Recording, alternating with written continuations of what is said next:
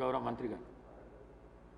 అధ్యక్ష బీర్లా ఐలన్న గారు కోరినట్టుగా యాదగిరి గుట్టకాడ కూడా తప్పకుండా ఎక్కువ భక్తులు వస్తూ ఉంటారు.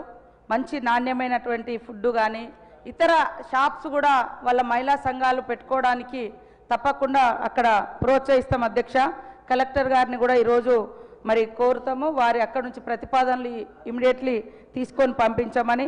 అదేవిధంగా వడ్డీ లేని రుణాలు కూడా గతంలో 3,500 కోట్లు ఎగ్గొట్టిపోయిన అధ్యక్ష. మహిళా సంఘాలకు ఇవ్వాల్సినటువంటి పావుల వడ్డీ అని పావుల వడ్డీ కూడా ఇవ్వలేదు. ఇవాళ వాళ్ళు బయటికి పోయి రకరకాలుగా మాట్లాడుతున్నారు. కానీ మనము ప్రతి సంవత్సరం మహిళా సంఘాలకు 20,000 కోట్ల రూపాయలను ఇస్తా ఉన్నాం అధ్యక్ష. ఖచ్చితంగా ఇప్పటికీ 3 దఫలుగా వారు అన్నట్టుగా వడ్డీ లేని రుణాలు అందించడం జరిగింది అధ్యక్ష.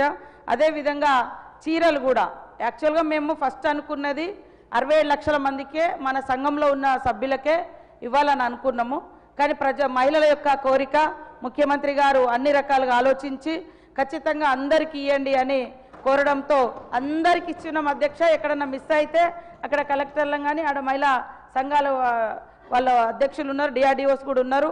మేము మళ్ళీ ఒకసారి కూడా సమీక్షిస్తాం. అందుకనే మనము 67 లక్షల మంది పట్టణంలో పల్లెలలో ఉండే నా సభ్యులు మహిళా సంఘం సభ్యులు. కానీ మనకు వచ్చిన 67 లక్షల చీరలు మరి గ్రామీణ ప్రాంతాలకే ముందు ఎందుకు ఇచ్చడమంటే అందరికి ఇవ్వాలనే ఉద్దేశంతో అందించడం జరిగింది. ఎక్కడైనా ఒకవేళ మిస్ అయితే కూడా తప్పకుండా రేపెల్లుండి సమీక్షించి వాళ్ళకు కూడా అందిస్తాం అధ్యక్ష. అలాంటి అపోహ లేదు. ఫస్ట్ మేము భావించింది వాస్తవము, కేవలం మహిళా సంఘంలో ఉన్న సభ్యులకు యూనిఫామ్గా ఇవ్వాలని. మీరు కూడా చూస్తూ ఉన్నారు, ఎక్కడికి వెళ్ళినా ఆ చీర చూస్తే ఒక గౌరవం, ఒక ఆత్మవిశ్వాసం, ఒక ఎవరైనా కట్టుకొని రాగానే ఇప్పుడు మేము మేడారంలో కానీ ఎక్కడికి వెళ్ళినా మహిళలు కట్టుకొని వస్తూ ఉన్నారు అధ్యక్ష. అది చూడగానే వీళ్ళు మా మహిళా సంఘం సభ్యులు అనే భావన కూడా వస్తుంది.